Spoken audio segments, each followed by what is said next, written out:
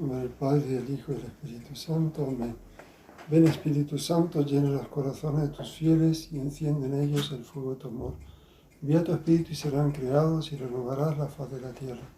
Oremos, oh Dios, que has instruido los corazones de tus fieles con la luz del Espíritu Santo, danos gustar de todo lo recto, según el mismo Espíritu, y gozar para siempre su consuelo. Por Cristo nuestro Señor. Amén. Dios te salve María, llena de gracia, el Señor es contigo. Bendita tú eres entre todas las mujeres y bendito es el fruto de tu vientre, Jesús. Santa María, Madre de Dios, ruega por nosotros pecadores, ahora y en la hora de nuestra muerte. Amén. Gloria al Padre, y al Hijo, y al Espíritu Santo, como era en el principio, ahora y siempre, y por los siglos de los siglos. Amén. Ave María Purísima, sin pecado concebida. Sagrado Corazón de Jesús, en vos confío.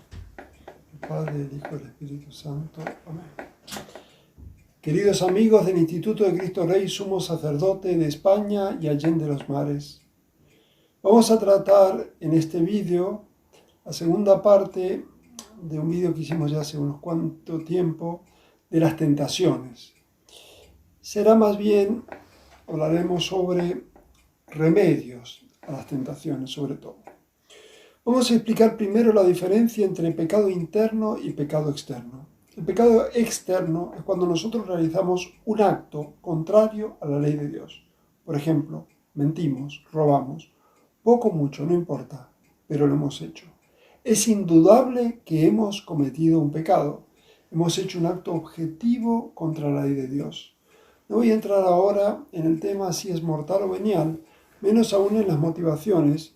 Ya tendremos que ver eso otro día, las fuentes de la moralidad.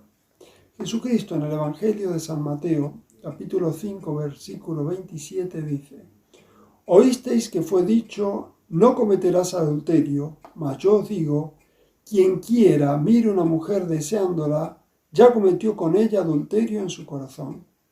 Con estas palabras Jesucristo nos habla claramente del pecado interno y nos dice que ya cometió adulterio, aunque sea en su corazón.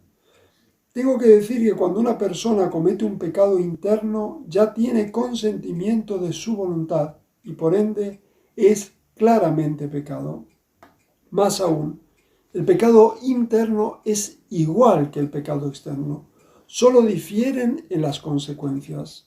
Por ejemplo, si yo he decidido robar y finalmente no puedo hacerlo por alguna circunstancia externa, o simplemente por vergüenza, el pecado cometido es igual que si hubiera robado, excepto que no tendré la obligación de devolver o restituir lo robado. De modo semejante serían otros pecados internos contra la justicia, como la mentira. He decidido mentir, pero al final no lo hago. Entonces, no estaría obligado a restituir la verdad, o en otros casos, o en otros pecados de consecuencias, por ejemplo, en el caso del adulterio, si fuera el caso debería en el pecado externo hacerme cargo del hijo. Evidentemente no sería el caso en el pecado puramente interno, pero el pecado es el mismo.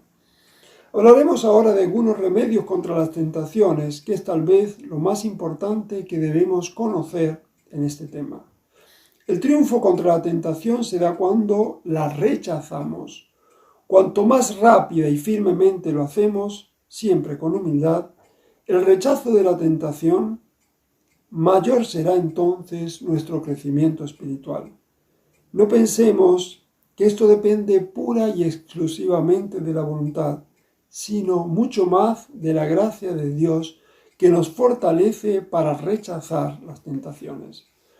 Recordemos que la tentación en la mente de Dios no es una ocasión de caída, sino una ocasión de crecimiento.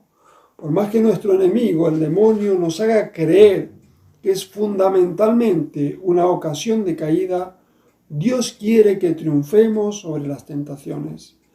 Si rechazamos la tentación muy al principio, es mucho mejor y el triunfo es más completo. Así generalmente no tenemos heridas que lamentar. En cambio, si la tentación se rechaza más tarde, como ya dijimos en el otro video, sin culpa nuestra está muy bien. Si hay culpa nuestra, pero conseguimos rechazarla, está bien. Lo que dijimos en el otro video, está bien que la rechacemos en la delectación. Tomemos el caso de una persona que está esclavizada por un pecado del que quiere salir. Está tan acostumbrada a la delectación y al consentimiento que parecen efectos inmediatos de la tentación. Se ven pecados de cólera, crítica al prójimo, maledicencia, pecados de la carne, blasfemias, mentiras.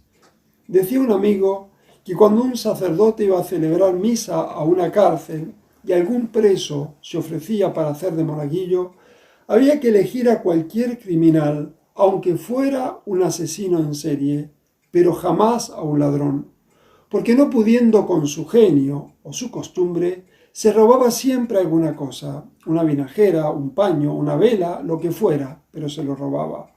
Evidentemente, él no los necesitaba para nada, pero la costumbre era más fuerte.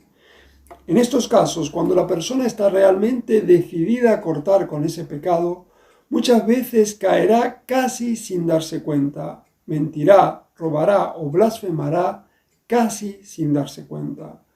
Algunos errores modernos tienden a quitarle toda responsabilidad, olvidando el principio de la moral llamado voluntario in causa, que significa que el pecador asume todas las consecuencias de sus actos cuando peca, incluida la costumbre que generan, de la cual será luego difícil desprenderse.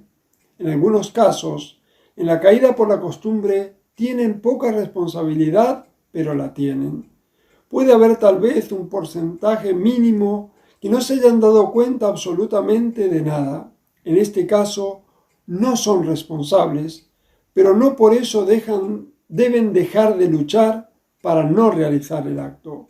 Y el confesor, con paciencia pero con firmeza, debe instarlos a continuar la enmienda y con oración y esfuerzo conseguirán erradicar el vicio. Daremos ahora rápidamente otros consejos para evitar o vencer la tentación. Primero, evitar la ocasión de pecado. La mayoría de los pecados se dan en circunstancias similares de tiempo, de lugar, de amigos o ambientes, etc. Si evito la ocasión, evito el pecado. Las ocasiones se distinguen en próximas cuando caigo la mayoría de las veces y remotas cuando caigo pocas veces. Otra distinción es ocasiones voluntarias y ocasiones involuntarias o necesarias. Por ejemplo, si la presencia de un compañero de trabajo o un miembro de mi familia me irrita sobremanera, provocando una ocasión próxima de pecado de ira, no por eso puedo echar de su trabajo a mi compañero ni expulsar de mi casa, supongamos, a mi hermano. Será entonces una ocasión de pecado necesaria, que también deberé combatir. Debemos hacer todo para evitar las ocasiones próximas voluntarias de pecado y alejar las involuntarias. 2. Nunca jugar con el pecado, nunca entretenerse, nunca dialogar con la tentación. Recordemos a Eva dialogando con la serpiente. 3.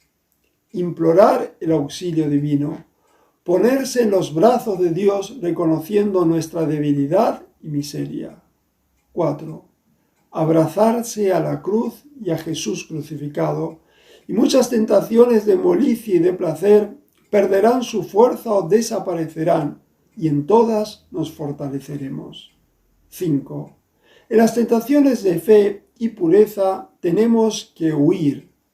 En las de fe, sin discutir, afirmando, creo lo que cree la Santa Iglesia Católica, y no entrar ni en razones ni en discusiones, pues el demonio es mucho más inteligente que nosotros y nos va a enredar o tratará de enredarnos.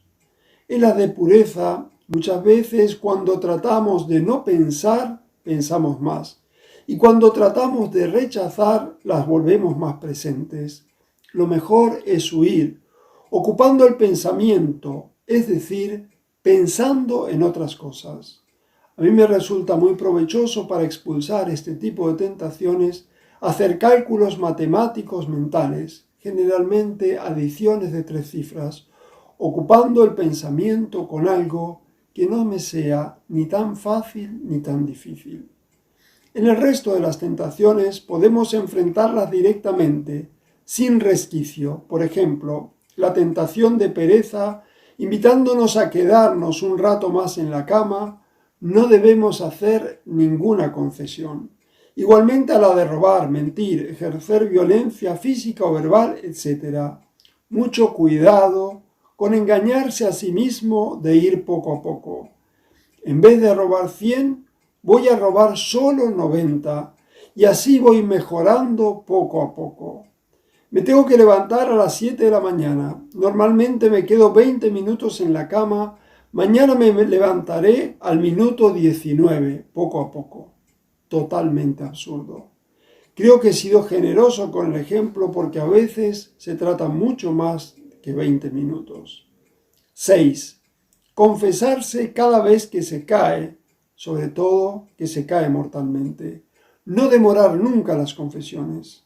Estamos hablando sobre todo de los pecados mortales o un pecado que sin llegar a ser mortal necesitemos erradicarlo. En ella, en la confesión, está el secreto del triunfo. Las confesiones nos ayudan sobremanera a la perseverancia y a no bajar los brazos. 7. Descubrir la tentación al director espiritual. Tentación descubierta es tentación medio vencida. Y si no tenemos director espiritual, al confesor habitual. No desanimarse nunca. Dios quiere que luchemos. 8. No desanimarse nunca. Dios quiere que luchemos. Y si lo hacemos con oración y humildad, nos ayudará a vencer. Jesús nos dijo, ánimo, yo he vencido al mundo. Que Dios les bendiga y la Santísima Virgen les proteja.